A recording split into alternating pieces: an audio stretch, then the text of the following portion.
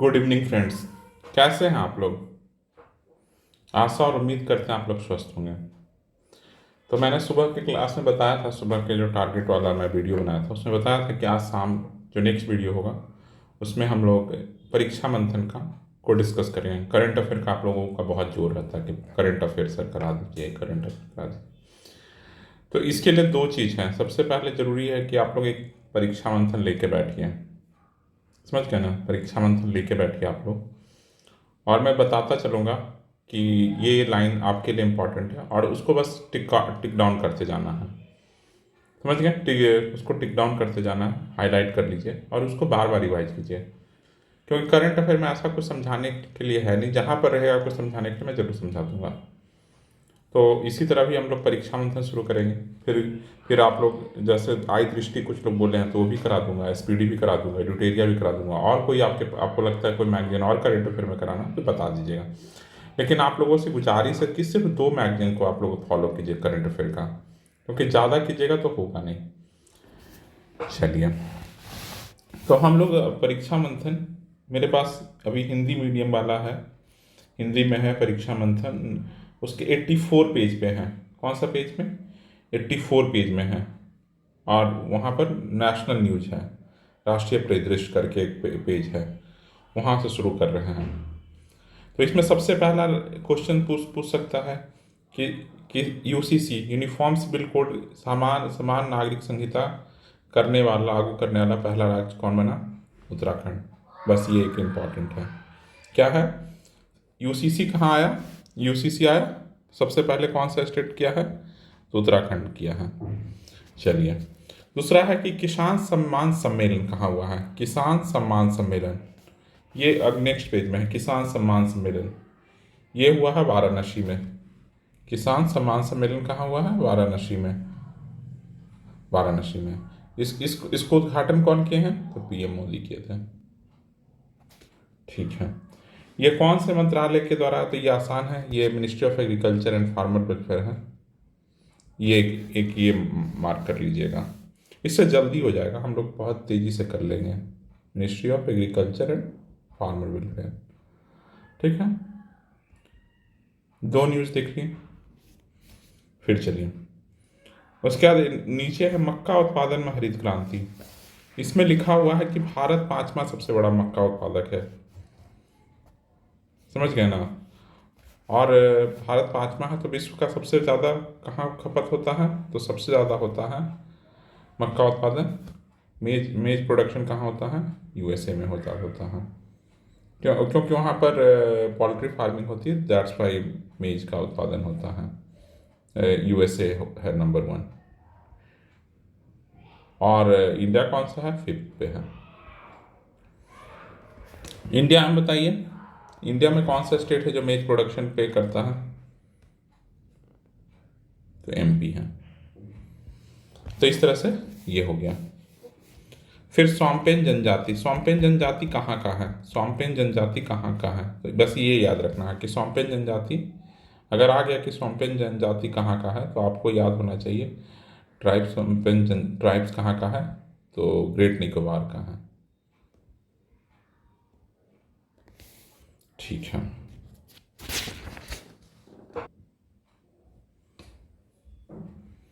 फिर next page में चलिए। समुद्री सुरक्षा सहयोग का पहला 6th समिट कहाँ हुआ है?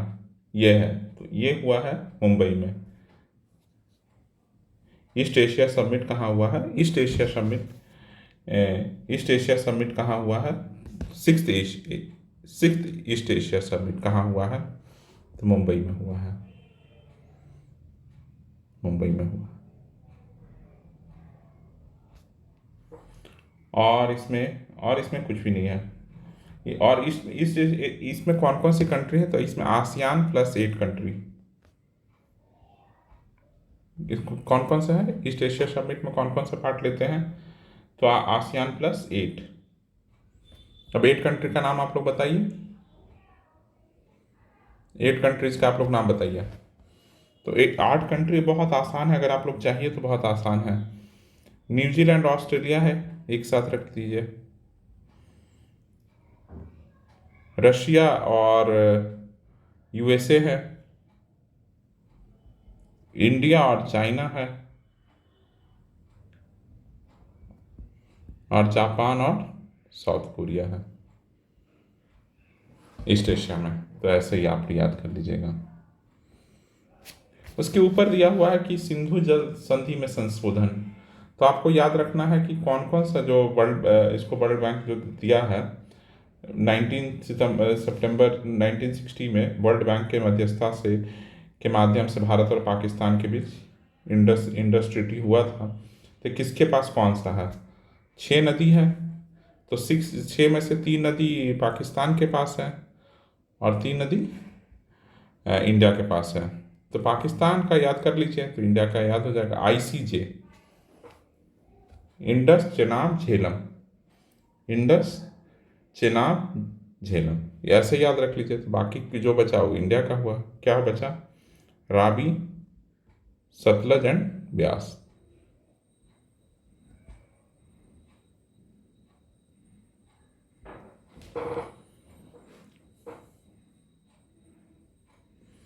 प्रेरणा स्थल कहाँ बनाया गया है? तो संसद में बनाया गया, इसमें कुछ भी नहीं है। Pin code, new pin code है एक, इसमें लिखा हुआ है MS1718, कहाँ का है? तो ये अंटार्कटिका में है। कहाँ है? अंटार्कटिका में खोला गया है। इसको ही मार्क कर लीजिएगा, बहुत इंपॉर्टेंट है। उसके बाद नीचे लिखा हुआ है भारत दुनिया का तीसरा सबसे बड़ा घरेलू एयरलाइन बाजार है। तीसरा, तो पहले दो कौन कौन सा है? तो एयरलाइन मार्केट में सबसे फर्स्ट पे है US और सेकंड पे है चाइना। इसमें दिया हुआ है, इसको ही मार्क कर लीजिएगा। ठीक है।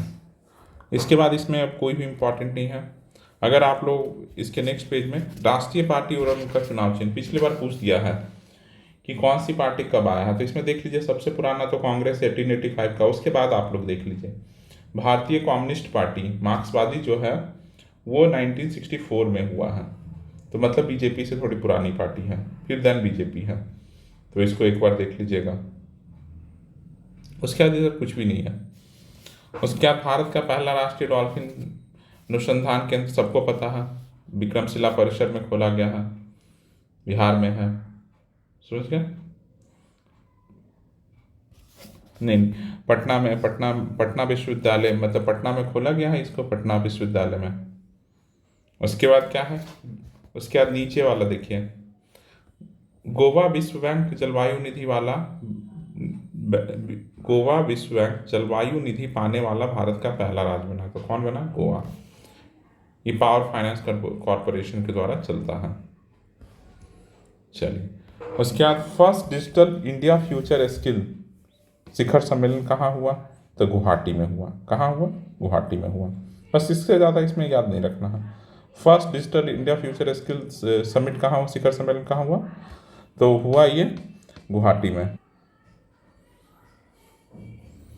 तो first digital India future skills summit कहाँ हुआ? शिखर सम्मेलन कहाँ हुआ? गुवाहाटी में हुआ। इसमें कुछ भी नहीं। ईट राइट कैंपस तो याद ही है कि ईट राइट कैंपस ये जेलों को दिया गया, 100 जेल को ही पिछली बार भी लोग पढ़ रहे थे। और बिहार का जेल देख लीजिएगा, इसमें कौन कौन सा है। और ये कौन देता है? FSSAI देता है कि जहाँ अच्छा खाना। सबसे ज़्यादा जेल कहाँ से नंबर रहा? तो सबसे ज़्यादा उत्तर प्रदेश रहा। इसके बाद पंजाब, बिहार का तीसरा नंबर रहा। क्या रहा? 3rd नंबर रहा। उसके बाद यह है कि भारत की प्रति व्यक्ति आय और जीवन प्रत्याशा दोनों में बढ़ोतरी हो गया है। तो अब कितना 2022 में क्या है? 67.7 ईयर है, ये याद रखिएगा। 67.7 ईयर है। उसके बाद नीचे में लाइन में है कि जेंडर इनइक्वलिटी में भारत का 122 नंबर था, लेकिन 2021 में, अब 22 में क्या है? 108। तो इसको थोड़ा देख लीजिएगा, अपग्रेड कर लेना है इसको, इस रैंकिंग को। ये पुराना मुझे लग रहा है। उसके बाद अब 8 स्वच्छ सर्वेक्षण पुरस्कार है। तो सबसे ज़्यादा 2023 का थीम याद रखिएगा। इसमें देखिए, इसमें कुछ कुछ चीज़ें मैं बता देता हूँ। इसमें जैसे थीम याद रख लीजिए, थीम में क्या क्या है? थीम में इंपॉर्टेंट है waste to wealth, 2000 waste to wealth है। कौन सा ईयर का? 2023 का। इंदौर पता ही है, सूरत सेकंड पे है। सूरत पे सूरत नहीं, इन दोनों को फर्स्ट कंबाइंड रूप से मिला है। दूसरे नंबर पे कोई भी नहीं है, तो यही याद रखना है कि सेकंड नंबर पे कोई नहीं है। इंदौर और सूरत को एक साथ मिला है फर्स्ट पोजीशन, सेकंड पे कोई नहीं है। तीसरा याद करने का ज़रूरत नहीं है, तीसरा ऐसे याद करने की कोई ज़रूरत है नहीं। अच्छा, अब उसके बाद देखना है महाराष्ट्र के सासवड़ को, सब 1 लाख से कम आबादी वाला, तो ये भी मुझे लगता नहीं कि याद है। अब जो तीसरा इंपॉर्टेंट है, जो स्वच्छ गंगा टाउन, स्वच्छ गंगा टाउन में कौन है? तो ये स्वच्छ गंगा टाउन में है वाराणसी और प्रयागराज, तो ये याद रखना है, वाराणसी और प्रयागराज, वाराणसी एंड प्रयागराज आपको याद रखना है, इलाहाबाद।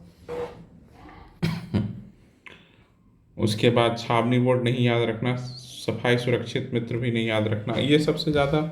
इसके बाद ये दिया किसके जाता है? तो महुआ के द्वारा, हाउसिंग अर्बन अफेयर के द्वारा दिया जाता है। ये 2016 से ही इसकी, अगर इससे मल्टी स्टेटमेंट पूछ सकता है तो टफ होगा क्वेश्चन, नहीं तो सिंगल में कुछ भी इसमें ये आप लोग कर लीजिए। उसके बाद फर्स्ट AICT, नेक्स्ट पेज में चलिए। फर्स्ट AICT कौन सा? लखनऊ है, बन रहा है फर्स्ट AICT। उसके बाद नीचे देखिए, मल्टी डायमेंशनल पॉवर्टी इंडेक्स, आयामी गरीबी सूचकांक में नीति आयोग निकालता है सबसे पहले। कि कौन निकालता है? तो नीति आयोग निकालता है। नीति आयोग बताता है कि उत्तर प्रदेश और बिहार से सबसे ज़्यादा गरीब लोग हटे हैं, तो उसमें नंबर दिया हुआ, तो बिहार का याद रखिएगा 3.77 और यूपी का 5.94, तो 3.5 लाख और 6 लाख के आसपास है। ठीक है। उसके बाद महाराष्ट्र के नासिक में युवा महोत्सव हुआ। युवा महोत्सव कहाँ हुआ? तो नासिक में। युवा महोत्सव क्यों होता है? 12 जनवरी को होता है, उस दिन बर्थडे होता है स्वामी विवेकानंद का, विवेकानंद का जयंती होता है, और इसमें कुछ भी इम्पोर्टेंट नहीं है। और बाजार मूल्यांकन से सबसे ज़्यादा किसका हुआ है? LIC का सबसे ज़्यादा वैल्यूएबल कंपनी है। बाजार मूल्यांकन, मार्केट इसको एनालाइज करता है, उसके द्वारा सबसे महंगी, सबसे मूल्यवान कंपनी कौन है? PSU LIC है। बहुत आसान है। अब देखिए, इसमें नेक्स्ट है कि big cat alliance. Big cat alliance का भी हेड ऑफिस इंडिया में खुला है, इंडिया में हेड ऑफिस खुला है। तो ISA का पहले से था, अब इसका भी खुल गया है। चलिए, अब बिग कैट में कौन कौन सा आता है एक बार देख लीजिएगा, ये एक इम्पॉर्टेंट है। वैसे आएगा नहीं ये क्वेश्चन कि बिग कैट कौन कौन सा है, तो रहने भी दे सकते हैं। अब आपको नेक्स्ट है प्रोजेक्ट शक्ति, ये बहुत इंपॉर्टेंट है, इसको स्टार मार्क कर लीजिएगा, अगर कोई पूछेगा तो प्रोजेक्ट शक्ति ये सबसे पहले किसका? तो गूगल के द्वारा है। उसके बाद क्या, इसमें लोकसभा चुनाव के दौरान भ्रामक सूचनाओं से निपटने के लिए किया गया था, कि लोग फेक न्यूज़ बहुत फैलाते थे, तो गूगल इस पे बताया था। उसके बाद क्या है, भारत का सबसे प्रदूषित शहर कौन सा है? तो बर्निहाट है। सबसे प्रदूषित शहर कौन सा है? तो मोस्ट पॉल्यूटेड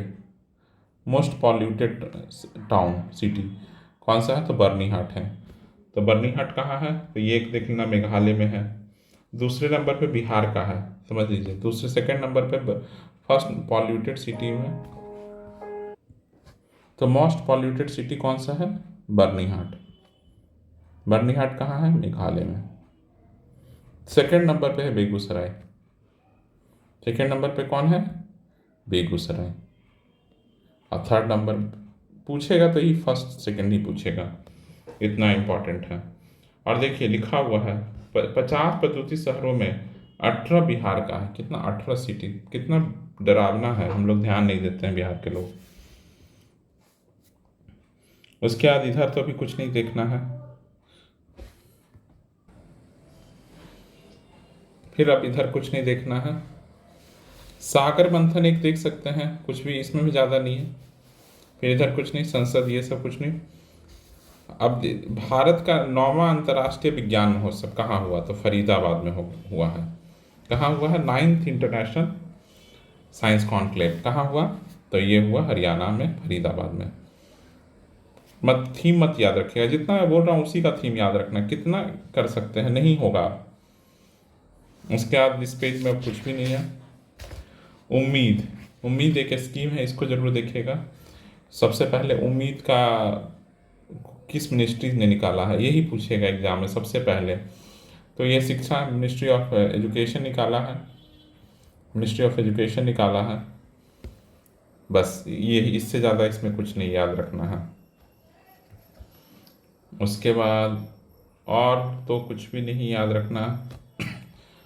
उसके बाद 43rd आपको याद रखना। 43rd यूनेस्को जो अभी हेरिटेज साइट मिला है, हेरिटेज साइट मिला है, वो चाराइदेव मोईदाम को मिला है। चराइदेव मोईदाम को मिला है। ये कहाँ? आसाम के हैं, आसाम में है। यह होम राजवंश से है। और बस इतना ही याद रखना है कि 43rd कौन सा है? तो चराइदेव मोईदाम है। ये असम में है। अहोम राजवंश अहोम राजवंश से रिलेटेड है, अहोम राजवंश से रिलेटेड है ये। उसके बाद आपको क्या देखना है? भारत का पहला यूनेस्को साहित्य का शहर, साहित्य का शहर कौन है? कोझिकोड। कोझिकोड से, कोझिकोड में आईएम भी है, आईएम कोझिकोड। और क्या है कि कोझिकोड केरला में है। इससे ज़्यादा तो आपको इसमें देखना नहीं है। हाँ, और ये एक टफ क्वेश्चन हो सकता है अगर आएगा। यूनेस्को का पहला युवाओं के लिए सद्भावना राजदूत अगर आया तो एक ये इम्पॉर्टेंट है। ये इसमें के पॉप बॉय 17 को मिला है। के pop boy south Korean band है, साउथ कोरियन बैंड है जिसको के पॉप बैंड बॉय बैंड 17 इसको मिला है। अगर याद रहा तो ठीक है। इस तरह से हमारा नेशनल न्यूज़ सारा कंप्लीट हो गया। इस तरह से हमारा नेशनल न्यूज़ कंप्लीट हो गया। अभी इसमें इतना ही रखते हैं, नेक्स्ट वीडियो बनाते हैं उसमें इंटरनेशनल कंप्लीट कर देंगे। तो आप लोग बस, अब इसके लिए ज़रूरी है कि आप लोगों के पास, देखिए 14 मिनट में हो गया, 18 मिनट में पूरा पढ़ लिए हैं। इससे ज़्यादा कुछ नहीं, बस इसको मार्क कर लीजिए और पढ़ते रहिए। तो मतलब एक बार 18 मिनट लगेगा, 20 मिनट लगा, 20 से 10 मिनट लगेगा, 10 से 5-5 मिनट, 2-2 5-5 मिनट में ही पूरा रिवाइज कर लीजिएगा। तो आपको बहुत जोर नहीं पड़ेगा, समझ गए? तो चलिए अभी इतना ही करते हैं। अब नेक्स्ट वीडियो जो अपलोड करता हूँ उसमें इंटरनेशनल न्यूज़ डालूंगा। ज़रूर आप लोग बताइएगा कैसा लगा। बहुत कम लिखा हुआ है, अगर अच्छा लगा तो ज़रूर बताइएगा। तो मैं देखता हूँ अगर आप लोगों का कैसा रहता है रिस्पांस। चलिए, थैंक यू। अगर आप लोगों के पास नहीं है परीक्षा मंथन तो बताइएगा। तो मैं अपने टेलीग्राम पर, इस ग्रुप पे, अपने टेलीग्राम चैनल पे इतने का PDF बनाकर डाल भी दूंगा अगर आप लोग कहिएगा तो। चलिए, थैंक यू।